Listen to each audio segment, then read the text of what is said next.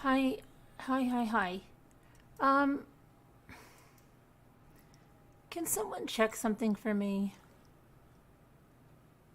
I am wondering. I don't know if we're live on Facebook too. I have no idea. No idea. Jimmy, could you check if I'm live on Facebook? For some reason, it seems like, I don't know, it seems like it went through. I don't know. But just check the True Crime Chat and the my own page. I don't know what's going on there. It looks like I've been trying to do this for ages, and then I just did something. I don't know if it'd be a miracle if it works. It probably didn't. Don't worry about it. Okay. So what we're going to do now is going to do the true crime. I'm changing some things up on the channel. I'll explain to you. We're going to do, when we do auctions, they're going to be in two parts. At night, if we're doing true crime, it's going to be in its own video. And I know I've said this before and haven't followed through, but I'm following through this time. And then after that will be more of the laid back stuff. It'll go redirect right into its own video, okay? All right. Let's see. Who's here? Hi, Tammy. Hi, Kelly Bundizo. Hi, Tina. Hello there, Nana Patty. Hello to Jeannie's talking about life. Hi, Stacy C. Hello there. Who's that? Aurora Rodriguez. Aurora, everything's here. Anything that was there they were reminders probably from before. I don't understand, but everything is good. Though, Haley, could you check your stuff? And Peridot Eyes, if you hear me, you have a request in PayPal that's been there for a while, so I could send that stuff out to you. Okay. Let's see. Hi, Chrissy. Chrissy, I didn't get yours out yet. I will. I got most everybody out, but I have to get some others out. How do I find you on Facebook? Just go to Facebook and see if there's anything live. That light is driving me crazy. What? Just go to my Facebook page and see if anything. Yeah. And then just check my regular page just for kicks. Okay. Hi, Carolyn. Hi, Christina. Christine, I'm sorry. Hi, Nancy Smith. How are you? Welcome from Oregon. It's nice to have you with us. Okay. Let me go to hi, Amy Celeste.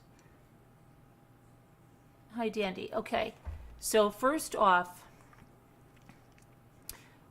there is the Will Smith stuff that's going on. Now, I don't know if you heard Howard Stern, who doesn't mince words, said, it was terrible that not one person stopped it, not one person said anything, that this was allowed to happen, and when you think back on it, I understand maybe some people were thinking it was scripted at first, right? But when it wasn't, how that was allowed to go on and him to accept an award and everything, right? It's very, very weird. Then he wins and apologizes to everybody but the person that he hit. Okay, that's fine. Everybody but the person that he hit. And I have to get into YouTube because I am in here. And so I don't know what you're thinking in the aftermath. Now, as far as I know, Chris Rock has still not pressed charges. He still has the ability to do so if he chooses to. Let me get on live chat as I'm on top chat. Okay. Hi, Liz Tops. Hi, Teresa W. Hey, how are you? Haven't seen you in a while. Let's see. Hi, Nancy. So what are you guys thinking about that? You can let me know. I can't imagine how the Academy allowed that type of behavior and then allowed. Now, did they allow it because they knew that he won? And I don't know. Just hi, Brand Yoda. Very strange. Let's see what the latest on any of that business is. And then we're going to talk about the arrest of Ernie. What are we doing here? I can't see this. In the Summer Wells case.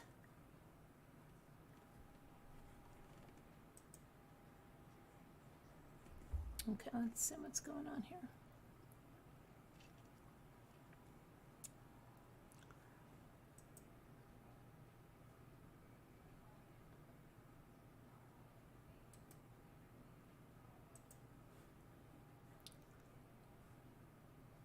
My computer is driving me crazy.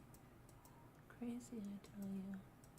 Hold on, I've got a such a tragic. If you haven't seen our update about the little boy, 22 months, who was missing, who went missing on Sunday in Florida, and he was found deceased in a septic tank on the family's property. So that was a really sad situation there. Okay. So it was the slap scene around the world, right? But no one in the Dolby Theater thought Will actually meant to hit Chris for making a joke about his wife at the Oscars until Chris Rock said out loud, "Will Smith just smacked the shite out of me." Now, ABC chiefs cut the sound when Smith ran on stage, and the audience could clearly hear Will Smith shouting after he returned to his seat, "Keep my wife's name out of your effing mouth." One Hollywood insider said, "We thought it was a bit. Then we heard Will yelling. You heard it so loudly in the theater." Another insider said how she watched the chaos from the green room. Suddenly everyone froze and the whole place was like, what the F happened?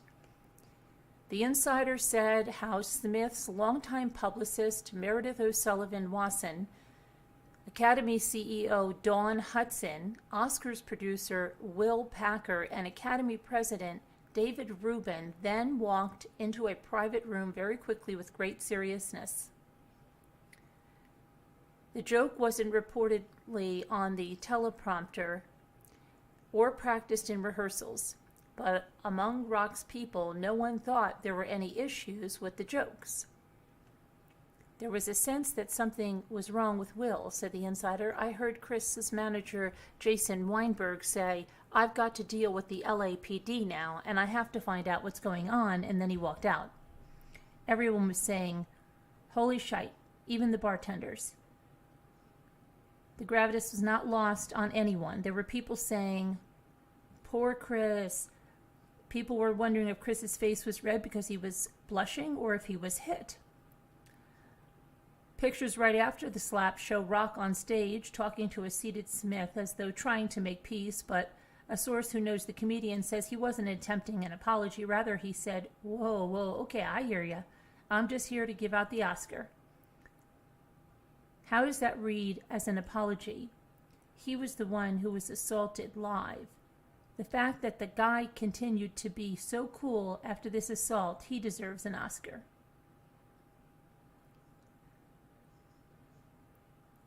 Chris Rock was shaken as he walked off stage to meet with producers and members of the LAPD. When he got off stage, he was a bit shaken. He was taken into a side room and talked to producers and the LAPD. And then he went to the writer's room and spoke to his guys and left. I mean, these are guys he has worked with for years. No one thought there were any issues with the jokes. If anything, Regina Hall's joke about Will and Jada earlier in the evening, which hinted at their open marriage, was in way worse taste. While adding that Chris Rock did not have a mark on his face from the slap.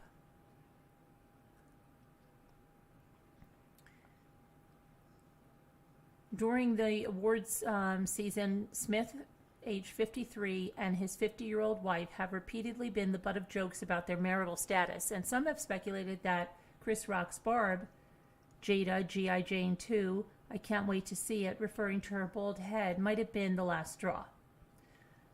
Filmmaker Judd Apatow surmised in a now-deleted tweet that Smith could have killed Rock. That's pure out-of-control rage and violence. Jada and Will have heard a million jokes about them in the last 30 years. They're not freshmen in the world of Hollywood and comedy. He lost his mind.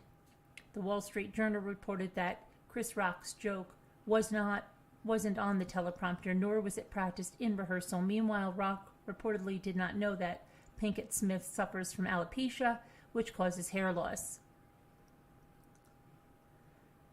After the slap, LAPD officers asked Chris Rock if he wanted to press charges against Will Smith, and Chris said no and left soon after. He was stunned and shook. Back in the theater, it was Will Smith's great mentor and now fellow Oscar winner Denzel Washington who came over to his table first to offer words of wisdom. As Smith later revealed in his acceptance speech for Best Actor later that evening, saying, "Denzel said to me a few moments ago, he said, 'At your highest moment, be careful. That's when the devil comes for you.'"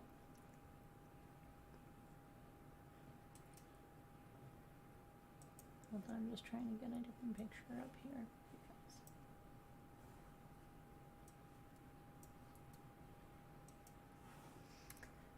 During the commercial breaks, movie mogul Tyler Perry and actor Bradley Cooper also tried to calm Will Smith down.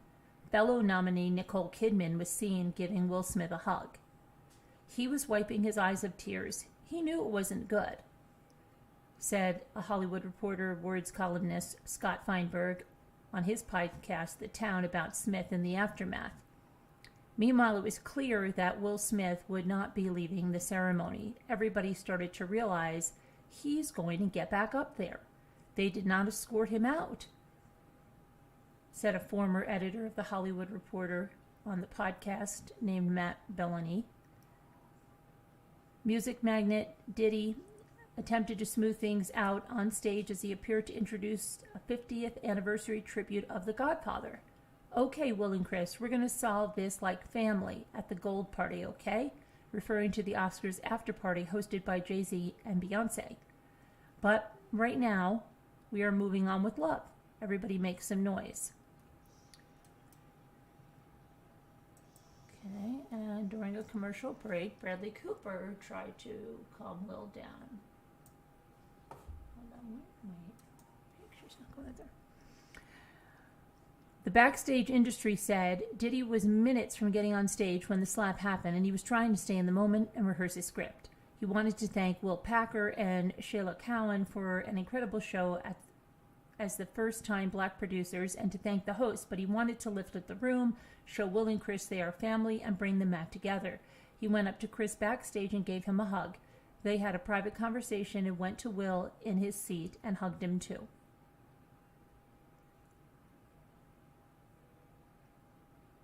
How and if they resolved it is up to them, to him. His intention was to bring love to them and say a few words of encouragement and be part of that. Will Smith's rep, O'Sullivan Wasson, was also seen during every commercial break at her client's side, talking to him quietly until the Best Actor category was announced about 40 minutes after the slap. It's believed that she helped Will rewrite his acceptance speech in which he apologized to the Academy, but not to Rock personally for his moment of rage.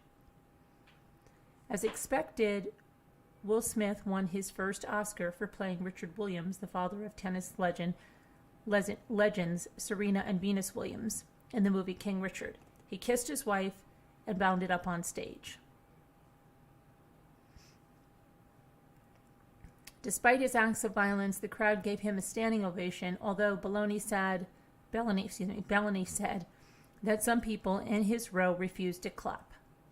Instead of going to the press room after his win, as is the norm, he returned to his seat, where he held hands with his wife. Meanwhile, his King Richard co-star Wanjay Ellis sat next to him and placed her hand on his arm, and all three watched Coda win Best Picture. Smith, who is also a musician, born in West Philadelphia, born and raised, was later seen with his entire family, including his kids, Trey, age 29, Jaden, 23, and Willow, 21, at the swanky Vanity Fair party, dancing to his own hits, including Getting Jiggy with It. Before the show, he and Baltimore-born Jada had posted a picture of themselves to Instagram, looking tough. After the show, Smith added a comment: "You can't invite people from Philly or Baltimore nowhere."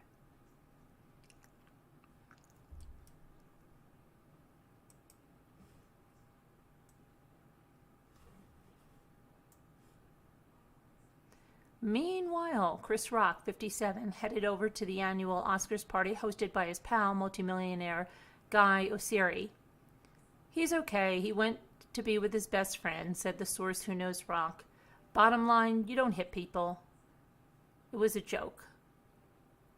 True to his character, the Los Angeles Times reported that Chris Rock also made a joke about the slap.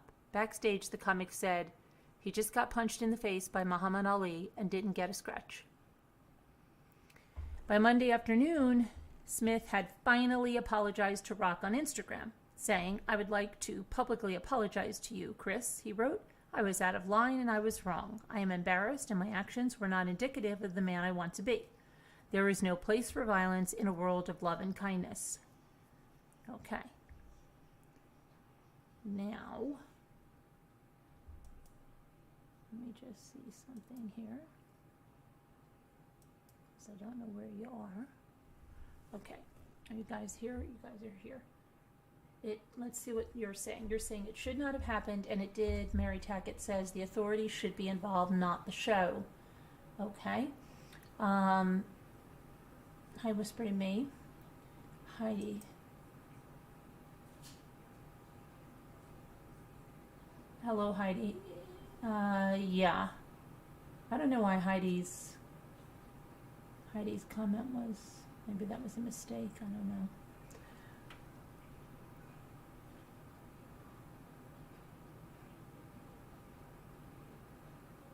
Why is everyone so consoling Will and hugging? I'm so confused. I understand, Kelly. I understand totally. Why, right? Why would Will have done what would if someone else slapped him like that in front of millions of people?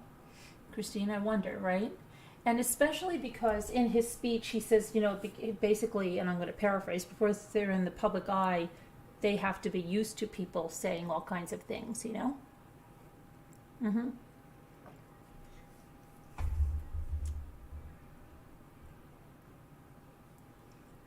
Thomas Walker says, hi Thomas Walker, it was harassment on a very personal level. Based on personal exploitation of his wife's illness, Chris had it coming.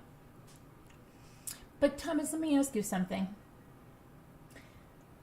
On YouTube, let's just take YouTube, where a lot of creators don't have publicists. Well, most don't have publicists unless they're, remember when all the actors were on YouTube doing their shows like David Spade, but most don't have publicists, most don't have managers, most don't have any kind of consultants, right? And they are attacked by other creators for everything under the sun. Even their children are attacked, even their children's whatever is attacked.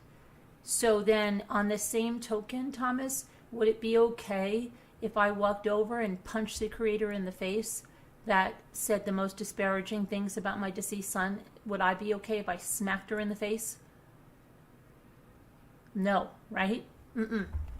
So if we have to exercise a little bit more self-control than that, how can someone that has everything to guide him get up on a stage and smack someone for the joke? That's what is baffling to me. Hi, Marianne Frontini.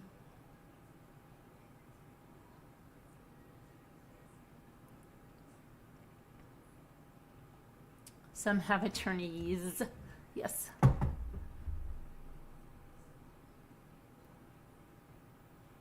He should have had much more experience with stuff like that. Remember how Don Rickles could make fun of everyone with no hard feelings? Right. Mm-hmm. Or they called it roasting, right? A roast. Heart Made Wise says, I find it out of character. I imagine that people who were going up to him and trying to calm him down and console him were people who found it out of character and wanted to see. They should have taken it outside like real men. What was going on with him? comics have always made jokes about everything. True, true. This kid has a long career that would make him behave. What would make him behave? I really wonder what's going on with him. All the cursing he did as well. Correct, Christine. He really lost his cool, right?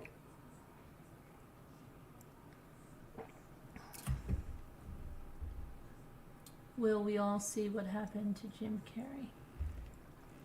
Shari says he was emasculated by Jada with her entanglement red table talk.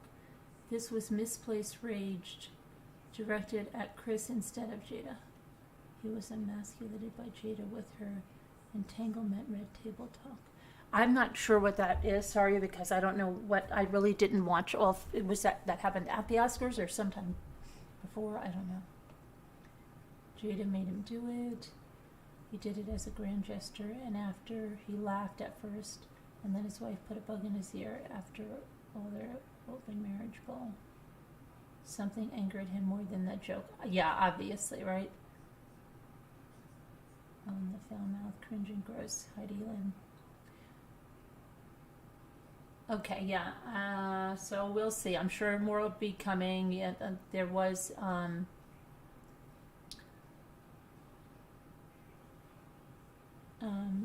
Hello, Two Scooter. Yeah, and then Howard Stern. Let's see. I'll tell you what Howard Stern said.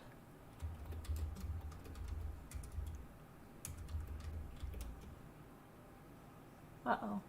What are we going to? When do we go to commercial? No. Oh, we have plenty of time till we go to the redirect. Howard Stern.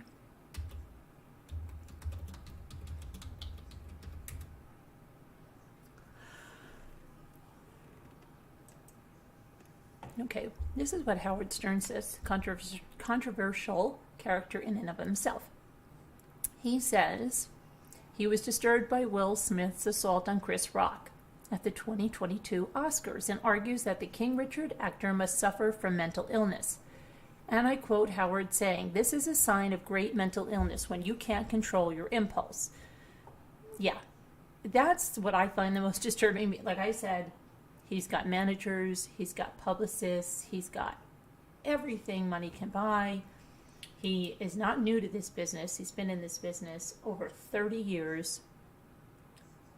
And yet, got up there and did that when he was even nominated for Best Actor. I mean, it's just crazy. So let me go back. This is a sign of great mental illness. This is a sign of great mental illness when you can't control your impulse. Not only that, it was hardly an insulting joke. It was not even a good joke. Howard Stern is 68 years old. I find that unbelievable. The joke, quite frankly, was beneath Chris Rock. It was a throwaway. You look like G.I. Jane. Stern argued that what fans saw on TV was a guy who's got real issues, and I quote him again. He said he didn't think twice about what he was about to do. Now that's crazy. When you can't contain yourself like that. Howard Stern claimed that Chris Rock, who he described as a gentle soul and not a fighter, was just trying to do his job, and Will Smith is clearly insane. Poor Chris Rock is a comedian and just trying to get through the day to make effing people laugh at that horrible ceremony. Chris Rock is so fast comedy-wise, he actually covered and made a joke and said, "Gee, best Oscars yet." He added he was able to comment outside of what just happened to him, and then he got flustered. He got effed over. Stern continued to defend Rock's comments, saying the joke wasn't even offensive. He got up and he compared Jada Pinkett Smith to one of the most beautiful women in the world, Demi Moore. You don't hit people over speech, certainly not at the Academy Awards, and Will Smith's got to contain himself. Stern also argued that it was unacceptable that no one did anything to contain the situation and just allowed Will Smith to continue sitting in the audience. Here's Hollywood that's so outraged by every little thing, and not one person got up and said, hold on, we've got an out of control situation here. That is crazy. How this guy was allowed to sit there for the rest of the awards, and he's laughing it up and having a good time with his wife. What he did was he just assaulted Chris Rock. Hold on 1 second.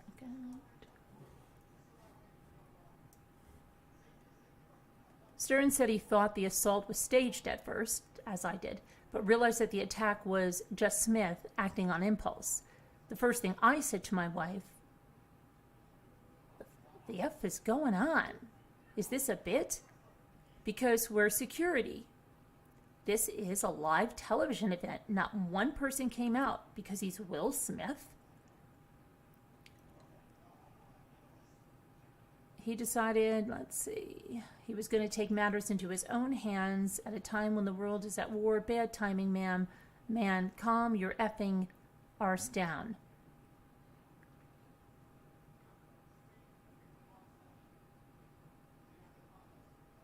And he went on to joke that Will Smith only got up to fight Chris Rock because he's much bigger than the comedian. If Jason Momoa, and that's that guy, remember him, would have made that joke like a biatch, Will, like a biatch, would have sat there in his seat. He would have said, "Thank you for acknowledging my wife, Mr. Momoa," joked Stern.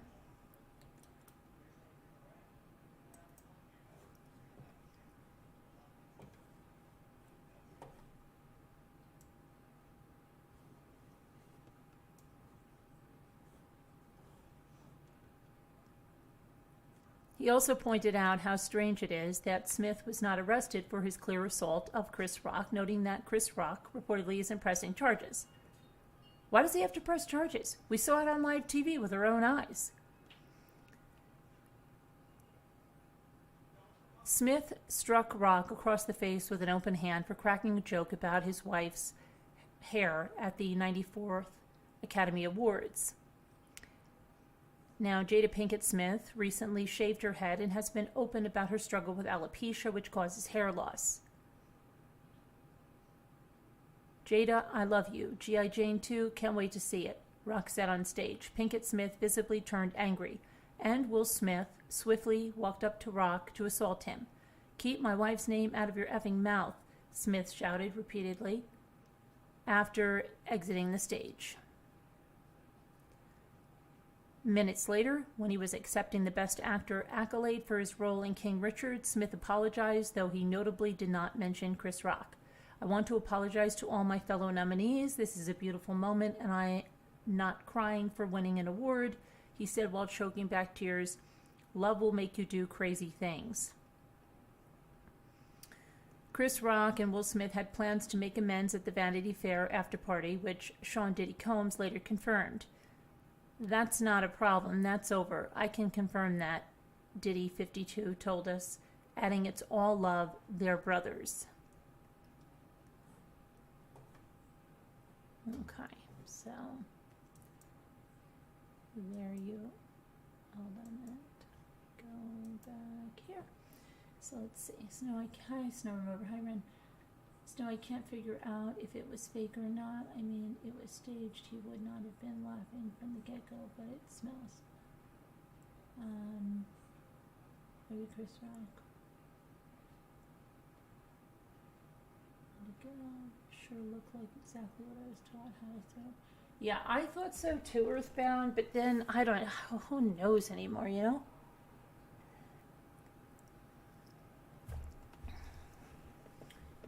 I mean, it really was, you know, it's crazy.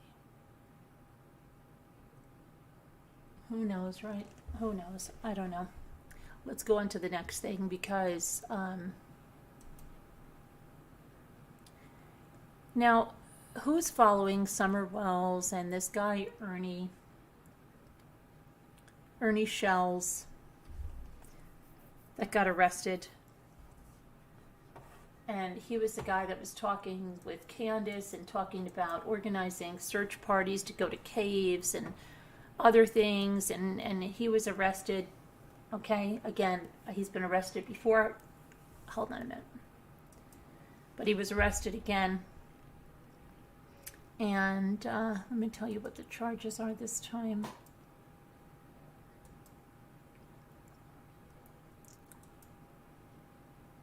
Put that up here. I have that up here.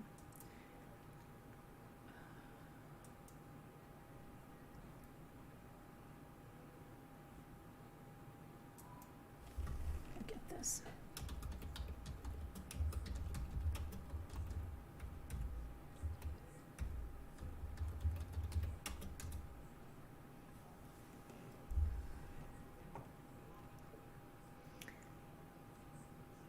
He was arrested previously on March 1st, 2022 for public intoxication, controlled substance, non-alcohol. But he's been arrested in Madison County, Kentucky. He was offering to create a search party to search caves and tunnels and looking for Summer Wells, like I said. And let's see over here.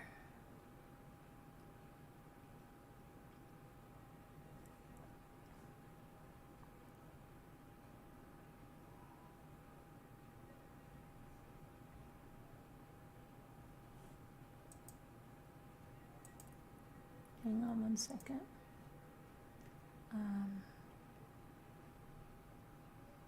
This is just like the chaos in this case, and people ask like why I'm not covering Summer Wells' case more. It's because of all of this craziness. It's because of the people heels on the ground. It's because of the bullhorns. It's because of all these people that are just making noise. It's actually making a mockery of a little girl who's disappeared and we don't know what's happened to her. I haven't seen anything like it like this, okay? You know, you can hear about the other cases and there's fake insiders, but these people like are going around there and claiming all this stuff, doing all this. It's insanity. So this is just another one that was arrested, and it has nothing to do with besides he was talking to Candace, but really with Summer Wells. And none of these people have done anything to help with Summer Wells. They haven't. Sorry. It's just a lot of noise and chaos about themselves. But so that's another one, you know, who's arrested. And then there's an interesting law in Colorado about doxing. Now, they're saying that people in the public eye, like healthcare workers and CPS agents and stuff, do not have to give their information, like their names and addresses, in investigations. And that can be kept private, where, you know, it wasn't before, and they said that they were getting all kinds of threats and everything in a case. So if you have, like, a child that's murdered and then the caseworker, people feel didn't do their job, then she's getting threats, and now that can all be kept private. And they actually do say doxing, anti-doxing law, and that's in Colorado.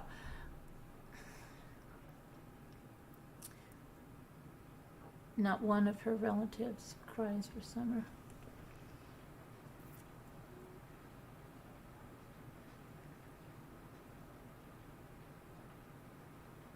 It's a circus of fools, yeah. So, look at the other women fighting in stores and being Karens. Yeah. Everybody, the world's gone mad. It's a mad world. Let me see here. So,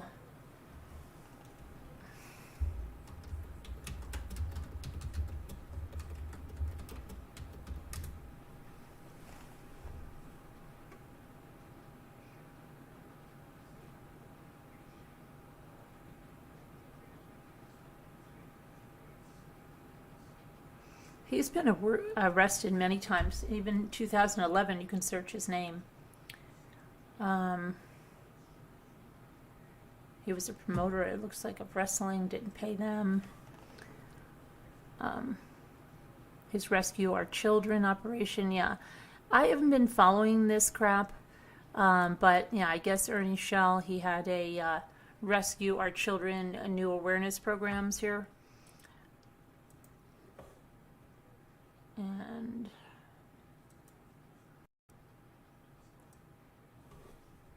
that's Ernie Shell. And back in February, Ernest Shell from Operation Rescue Our Children, Director of Operations Kentucky, Colonel, former bounty hunter, anti-human trafficking member, and executive protection specialist, Mr. Shell has held numerous professional licenses, private investigator, bodyguard, private protective service, human trafficking awareness training certifications. He's a member of Predator Hunter Nation, along with Tina Simmerly and Xander McDowell, whatever. The aim of Predator Hunter Nation is to raise awareness within the community regarding child predators. Okay, well, he was arrested. Okay, so just some more craziness in the whole case. Nothing about finding Summer, and some more circus time, and then so I don't know. That's probably why I'll cover Summer Wells when there's a real news on Summer Wells, but this all wacky stuff is just exactly that, wacky stuff. Okay. So now we do have an update on Oakley Carlson, you know, the little girl that is missing, and in Washington, sister said that they said that she was eaten by wolves, and it was horrible. But the father was sentenced today. I'll tell you why. Let me just get her picture up here so you know who I'm talking about, because sometimes you know the picture and not the name. Andrew Carlson, father of 5-year-old missing Oakley Carlson from Washington, was sentenced to a year in jail today in connection with endangering Oakley's older sister. Andrew Carlson pled guilty earlier this month to child endangerment at the Grays Harbor County Courthouse. Oakley's 6-year-old sister was supposed to take prescription medication for her health, but prosecutors said both Andrew Carlson and Oakley's mother, Jordan Bowers, had not refilled the child's medication in months. Carlson could be out of jail by the end of August, but he also has chemical dependency hearings scheduled for September 12th. Upon his release, he cannot have any contact with children under the age of 18 aside from his own. Police arrested Jordan Bowers, Oakley's mother, and Andrew Carlson in December of 2021 and initially charged them with manslaughter in connection with Oakley's disappearance. Those charges were dropped, citing lack of evidence, but they were both charged with neglect in connection with Oakley's sister. Investigators interviewed the 6-year-old, who said her mother told her not to talk about Oakley. She eventually admitted she hadn't seen her sister in a very long time, and she began crying when a detective asked her if Oakley was hurt. Her mother, Jordan, told her not to talk about Oakley and that she had gone out to be eaten by wolves, it said in a police report. When police questioned Bowers about Oakley's disappearance, she allegedly became furious and refused to answer questions. She became enraged, yelling, clenching her fists, and refusing to answer any further questions about the welfare or the well-being of her daughter. Neighbors of the family previously said they had not seen Oakley in quite some time. One person in the Oakville neighborhood said it had been so long since Oakley was seen that the school bus eventually stopped coming to pick her up. Oakley was reported missing after deputies arrived at her home on December 6th of 2021 to perform a welfare check at the request of the Oakville Elementary School principal, Jessica Swift. Jessica Swift said the first time she noticed something odd was when she brought supplies to Oakley's parents' house in December of 2021, following a house fire that destroyed a lot of their belongings. Jordan had let us know that there was a fire, so I had gone to check on them and offer support and drop off supplies from the school right after the fire. I saw all the other kids running around and playing, and I didn't see Oakley, and I thought it was odd, and I asked where she was, and they told me she was in her room in timeout. 2 weeks later, she returned to the home again, and once again did not see Oakley. Later, Oakley's 6-year-old sister went to the principal's home for a play date with her daughter, and that's when Jessica Swift learned that Oakley had not been seen in a while. Hold on. On a play date with my daughter and Oakley's sister, I asked questions about Oakley. And it came out over the course of those questions that Oakley wasn't living with them anymore. I can't describe the feeling I had at that moment, sitting on the couch with that little girl when she said that. She immediately contacted Grays Harbor Police and made a report. When police searched the home, they saw no sign of Oakley having ever been there. We did not notice any bedrooms set up for Oakley downstairs where everyone else had bedrooms. And Schrader added that none of Oakley's clothing was in the was in the home, and police found blood spatter inside the residence. However, he's hopeful that Oakley is still alive and will be found. I think we'll come to a closure on this case. I'm hopeful that Oakley is found and she's found alive. But there are pieces inside of me that thinks that might not be reality, just given the investigation. In the meantime, both suspects remain behind bars at Grays Harbor County Jail on $150,000 bond each.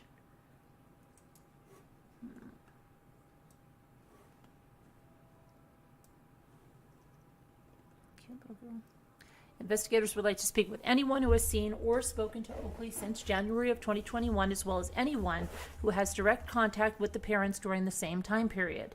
Anyone with information should call the Sheriff's Office 360-533-8765. Okay, and that's it on that. Oh, boy.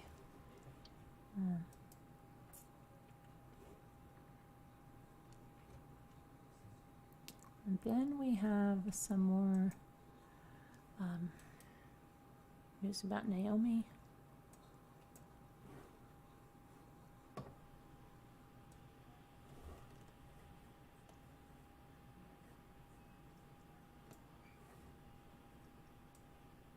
Come on. Oh, hold on a minute.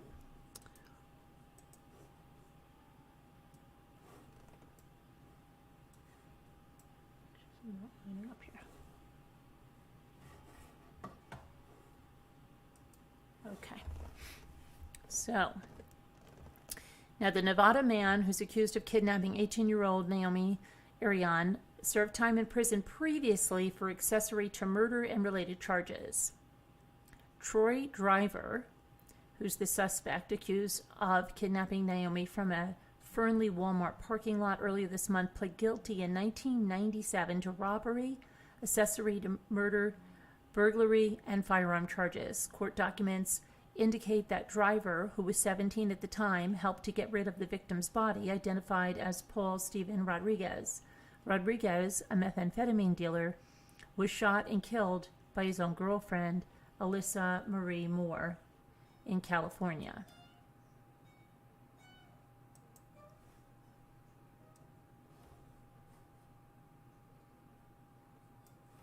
Okay. The Lyon County Sheriff's Office arrested Driver this month at his home in Fallon, Nevada. He is being held on kidnapping charges in connection to Naomi's disappearance. As of Monday, Naomi still has not been found. Investigators say Naomi vanished on March 12th while she was sitting in her vehicle at the Walmart parking lot. Security camera footage shows a man entering her vehicle and saying something or doing something to get her to move over to the passenger seat. He went into the driver's seat, started the car up, and left the parking lot with Naomi as a passenger. Police later found Naomi's car in an industrial park on March 15th, about 1 mile from that Walmart. And the investigators have said they also found evidence in that vehicle that indicated that a crime had occurred, which led authorities to label her disappearance as suspicious. And it's not clear if the suspect Driver is the man identified in the security camera footage, but police had previously described a Chevrolet pickup truck that they believe had direct contact with the case, and authorities on Friday impounded a pickup truck. Naomi's family said that she had been exploring life as a young adult in the U.S. after spending her childhood growing up in different countries with her family and father, who's a diplomat. Last year, Naomi moved in with her brother in Nevada and began working at Panasonic. She really wanted to experience life in America, being an American kid. Most kids get to learn how to drive a car and go on dates and get some freedom, but in the diplomatic community overseas, you can't have that. You can't learn how to drive a car. You can't really go on dates safely. And that's from her brother saying that. Up until this year, Naomi had never learned to drive and had never been on a date. On March 11th, however, she went on a date with a man she reportedly met online.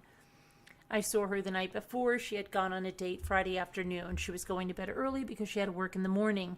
During the date, they hung out in Reno and had gone to thrift stores, and she seemed fine, her brother said. I'm not sure if they'd been out before. I think it was a relatively new person. It was a man. They spent some time in Reno. I saw her afterwards. I have no reason to believe that that person was involved. At around 5 a.m. on the morning she disappeared, Naomi left her brother's home and headed to a Chevron gas station where she was spotted buying snacks. She then drove into the Walmart parking lot at 5:09 a.m. and chatted on social media while waiting on the shuttle. We are out of time. It's so critical right now. Just anything that you know, heard, or thought of needs to be reported, said her brother, Casey Valley.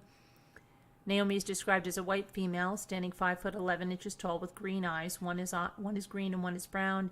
She has dyed black hair. And anyone with information should call the Lyon County Sheriff's Office at 775-463-6620 and reference case 22LY01068. Or you can also call Secret Witness at 775-322-4900. All right, let's see now. Hold on a minute. Where we are. How's our time doing? How are we doing on our time? When is our other video due to start? 12:45, is it? We're making good time. Everybody's okay. Here, let's go on. So, got our next story, which is this one. This is crazy. Okay. So a jury convicted a West Virginia woman on Monday of killing her mother and her sister in 2017 and staging the crime to look like a murder-suicide. Prosecutors said that Megan Hargan, 39, was angry at her mother, Pamela Hargan, 63, because she did not give her $400,000 to purchase a home, and she believed that her mother favored her younger sister, Helen Hargan, 23.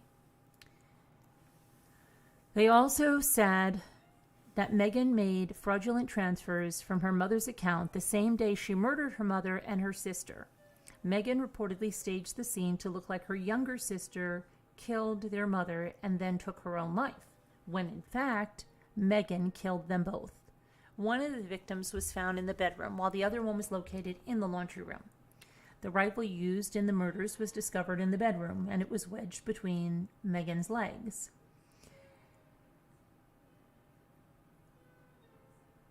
The media also reported that Megan's younger daughter was at home at the time of the slayings. Fairfax County Police quickly determined that the scene was staged. Megan was arrested in November of 2018 following a grand jury indictment. The trial was delayed for over a year due to the pandemic. During the trial, Helen's boyfriend testified that he was on the phone with Helen as her mother was killed. The boyfriend said Helen told him that Megan killed their mother. Though Helen said she never saw her mother's body, her boyfriend testified that she overheard her mother gasping for air as the door was cracked open. Megan has maintained her innocence despite being found guilty on all counts, including first-degree murder. The jury has recommended 2 life sentences. Megan's sentencing is scheduled for October 28th. Wow, is that a little far off, huh? Isn't that crazy? So the older sister wanted to purchase a house, was upset the mother wasn't going to give her the $400K, and then kills her mother, kills her younger sister, and stages it to look like a murder-suicide. Okay. Let's see something else here.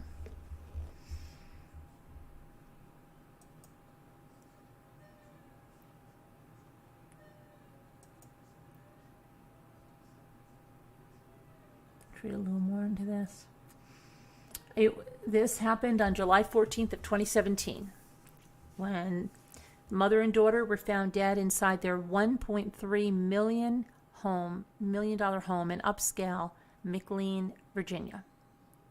Those who knew Pamela Hargan, 63, and her youngest daughter Helen, a recent graduate of Southern Methodist University, were shocked when authorities announced that they believed that Helen had shot and killed her mother before turning the gun on herself. But Megan Hargan, Pamela's oldest daughter, was on trial after being arrested and charged with 2 counts of murder in connection with the shooting deaths of her mother and sister and staging it to look like a murder-suicide. A recording from police that was played to the jurors reports the instant Megan and middle sister Ashley Gerber found out about the slayings. They began sobbing and yelling. "I don't understand," one of the 2 sisters could be heard saying on the recording. On Wednesday, this is during the trial, Helen's boyfriend, Carlos Gutierrez, testified publicly for the first time, and he told the court he spoke on the phone with Helen, who was hysterical as she told him about the terror-filled scenario unfolding at the home. At the time he spoke to Helen, Gutierrez was in Dallas. "She told me her sister had killed her mother," Gutierrez told the court. "She sounded very frightened and scared, and I could hear her mouth trembling and she was sobbing." He told the prosecutor Helen said she never saw her mother's dead body, but said the door was cracked and she could hear her mom gasping. Gutierrez testified that Helen allegedly told him that Megan shot and killed their mother because she was afraid that her mother was going to take her 8-year-old daughter away from her. Reiterating what he told authorities in 2017, according to police reports, Gutierrez testified that Helen said Megan was on the computer transferring money. And let's see. This is back in 2017, I guess. This is when Megan was 35, and she was arrested for the murders of her sister Helen Hargan and mother Pamela Hargan back in 2017, taken into custody in West Virginia. Detectives are currently interviewing her at that time. So, Gutierrez says he begged Helen, to get out of the house. He testified that she didn't want to leave or call 911 because she feared for her niece, Megan's 8-year-old daughter, who was somewhere in the house. She was saying she didn't know what to do. She said the little girl was in the house as well, and she didn't know how to get out. At some point, Gutierrez lost contact with Helen and began calling her to no avail. Eventually, Megan answered the phone and told him that Helen and her mother were arguing over a speeding ticket, but refused to let him talk to Helen. I think I remember talking about this case because I remember about the little girl being in the house. Terrified for his girlfriend, Gutierrez called 911. "I think this is life or death," he said during the call. "I think someone might be dead." Megan's lawyer did not comment for the media. Okay. Pamela's sister, Tammy North, said that she is still struggling with the deaths of her sister and niece and the fact that her other niece is accused of killing them. "I am overwhelmed at how hard this is to deal with. I feel sick every day. What transpired is killing me," she added. "The hardest thing for me is to wrap my head around Helen. Her last moments must have been horrific."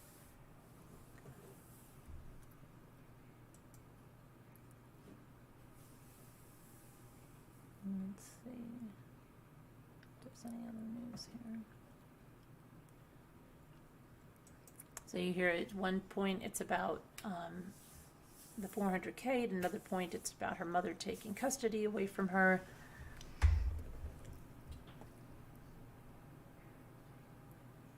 And let's see. Let's go over here for a second.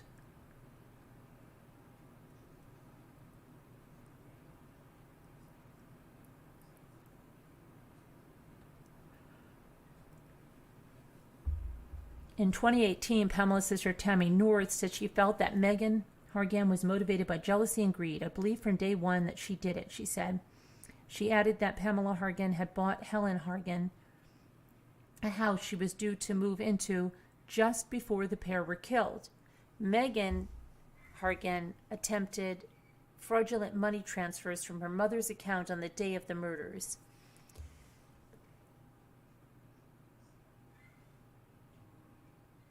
Megan pled her innocence throughout the case. Okay, let's see here.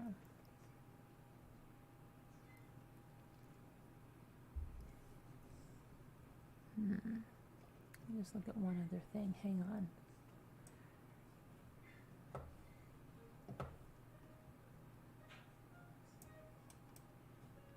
Okay. One more thing.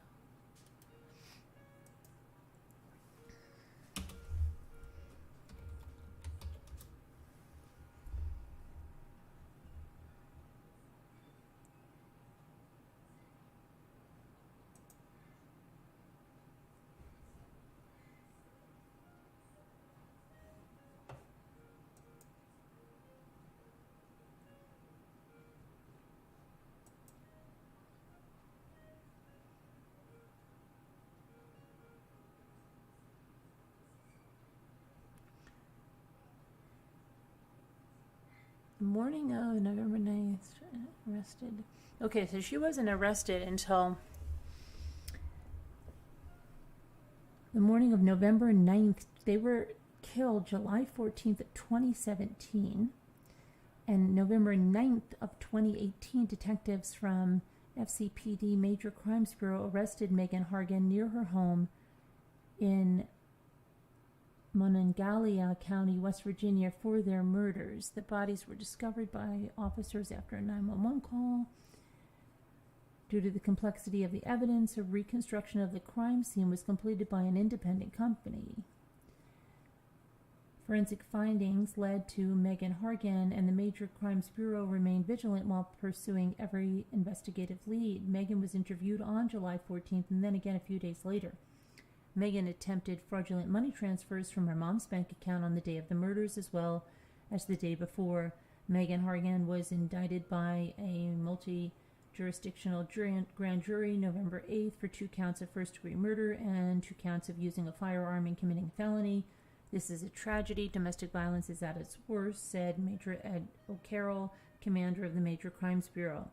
Our sincere condolences to the family and friends of Helen Hargan and Pamela Hargan, knowing that justice always leads to the truth. And today, the criminal justice process on this case continues. Okay, that was back when she was arrested.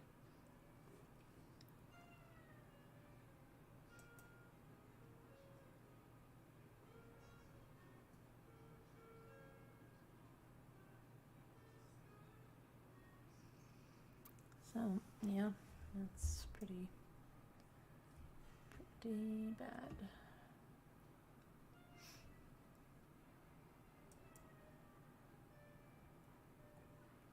Here's a photo of the house.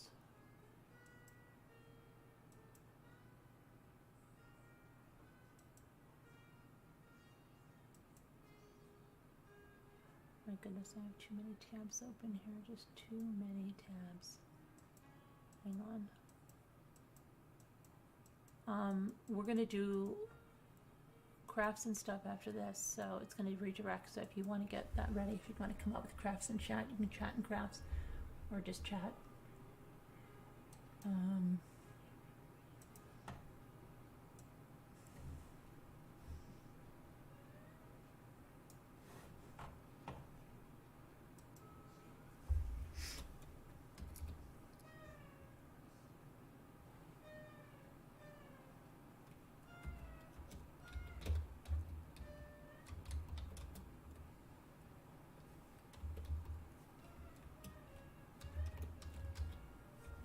Hold on a minute.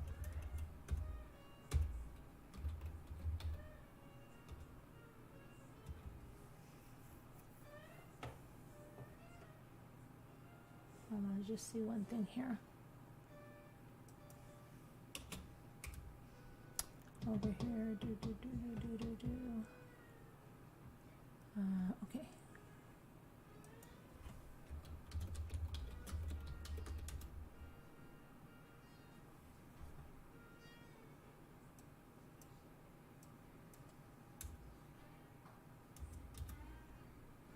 Okay, let's take a look at this for a minute. Here's the house. Where the heck?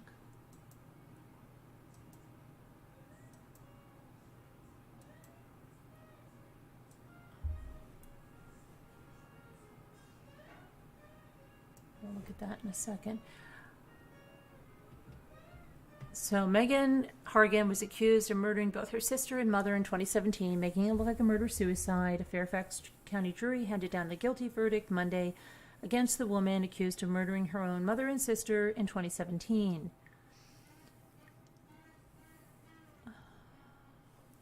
Detectives initially believed that Helen had killed her mother with a rifle before killing herself. However, in November of 2018, the police make an arrest in the case, which will completely change the investigation. Officers charged Megan Hargan with first-degree murder and use of a firearm to commit a felony, and Fairfax County Police charged Hargan with murdering her sister and mother and treating the incident as a murder-suicide. In 2018, Pamela's sister said she thought Hargan was driven by jealousy and greed. I believe from day one that she did it. We went over that already. And this is what we all went over. Okay, so let's look at this.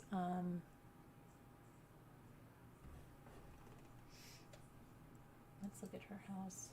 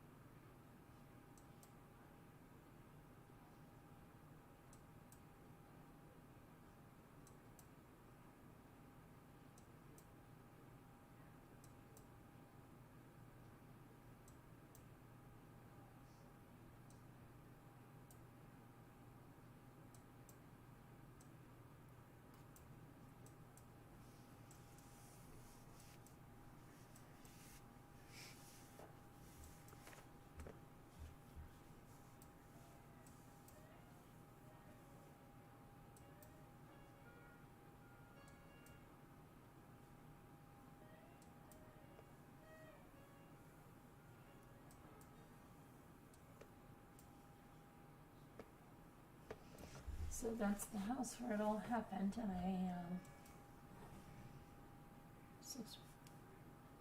it's off the market. It was last sold on October 29th, 2018. So someone did buy that a year and what, a half after the murders? A little over a year and a half. Yeah.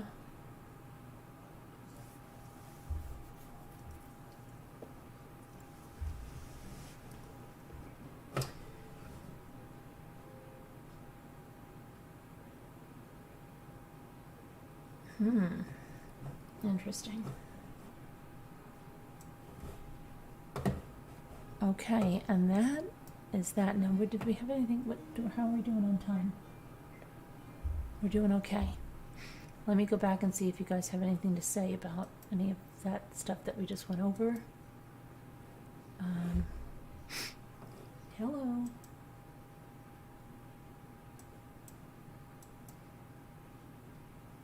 Hi, Alyssa Bissell. Hi there, Karen H. I think I see Karen H. Hello there, Kevin, and... Okay, so... Hi, Jesse, California. I just want to pop in and give my opinion on Will Smith. Please do. He was wrong to resort to violence. I am sure he was acting impulsively. Yeah, absolutely. Hi, Sherry Shirley. A lot of money for that house. Where's my coffee?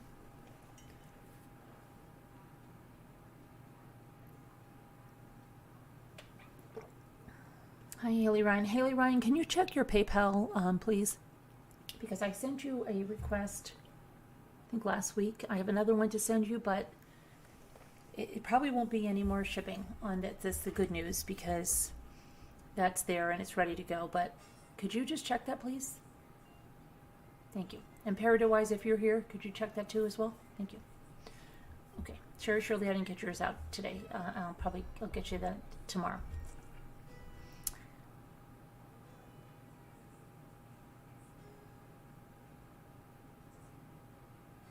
Hello, Danielle C.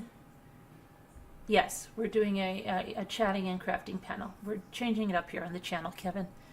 We've already got the auction scheduled for 2 parts for Wednesday. They're going to be 2 parts.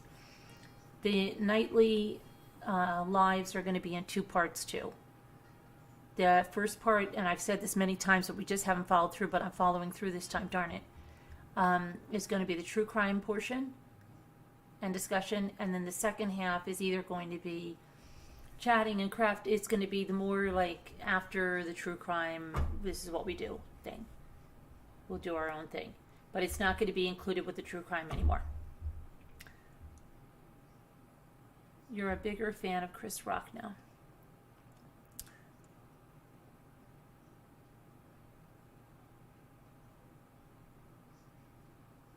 Okay, what is Alyssa Bissell giving up on life? What is she doing? You've got many good years ahead of you.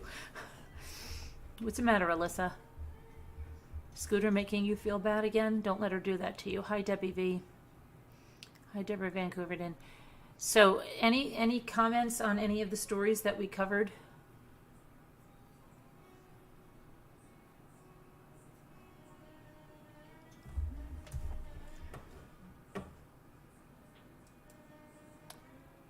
Let me see here. If there's anything else.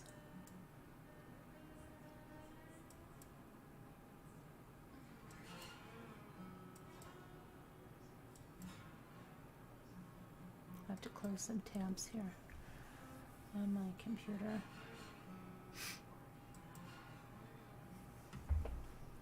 And this would be, what would this be?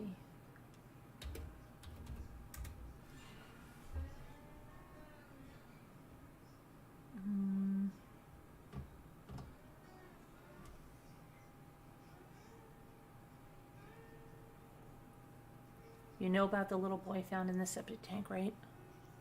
That's in its other video.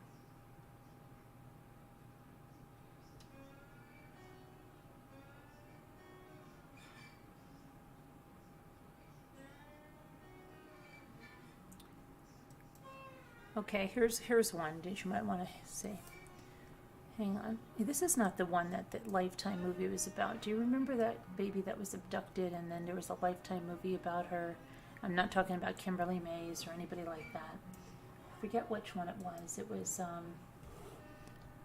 oh my gosh, I forget the one it was. It was a woman who was stolen as a baby from a Florida hospital in 1998. Maybe this is the one. Has reportedly asked the courts to reduce her kidnapper sentence. Gloria Williams was sentenced in June of 2018 to 18 years in prison for posing as a nurse. Yes, this must be the one. And taking Kamaya Mobley from a Jacksonville hospital. According to the reports, police initially believed Mobley's mother had given her away as she was 16 when she had given birth. Williams raised Mobley as her own. However, suspicions arose as Mobley, who Williams named Alexis Manigo, was unable to obtain a driver's license because she didn't have a social security card. Williams reportedly told Mobley about the kidnapping 2 years before her arrest. Williams filed a motion seeking to reduce her 18-year sentence by half. Mobley's biological father told the news outlet that he does not support the pending motion, which he is unaware of. I love my daughter. There's nothing she can do that can make me stop loving her. I understand what my daughter is going through somewhat because she's brainwashed in the years of being raised by this genius. I'm just trying to spare my feelings. In a letter dated September of 2021, Mobley supported her kidnapper's early release. She wrote, "I had a well-rounded life, and I am an independent, college-educated, and deeply spiritual person because of all my mom gave me. I am fully aware of how our lives came to be what they are, and how my mom came to be my mom. I understand that none of this modifies the truth of the past, nor does it justify my mom's actions in any way. I ask for the court's grace and mercy as I need my mother home." The judge has not ruled on Williams' motion, and a hearing date has not yet been set. But I'm trying to remember if this is the girl, because there was another thing just like this, but I thought it happened much, much earlier. I don't know if that... I remember they made a Lifetime movie about it, and they thought the woman was a nurse in there, and they like gave her the baby or something. It was crazy. I don't know if any of you remember that. Let's see. How's our time going? We're doing okay. Is our other live due to start at 1 or is it 1:15? Does anybody know? I guess I should check it out, right? Let me see.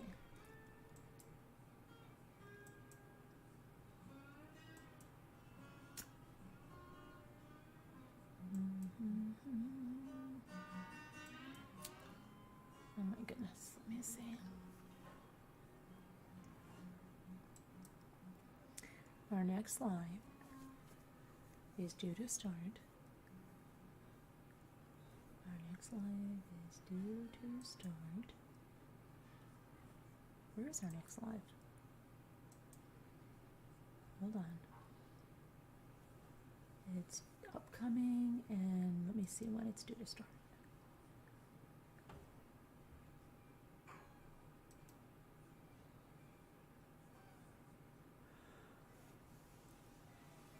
Oh gosh, 12:45. You guys, we're 3 minutes late. Okay, I'm gonna have to just to be quiet. It's gonna redirect you. Okay, don't worry about it. You're all gonna get redirected to the new live. I don't know why I thought it was 1. Okay. Hi, Seasons. We're going to the next live. It will take you right there. Okay, everybody, just hang on. I'm gonna see how many of you can make it there. All right. Let's see how many we can get there safely.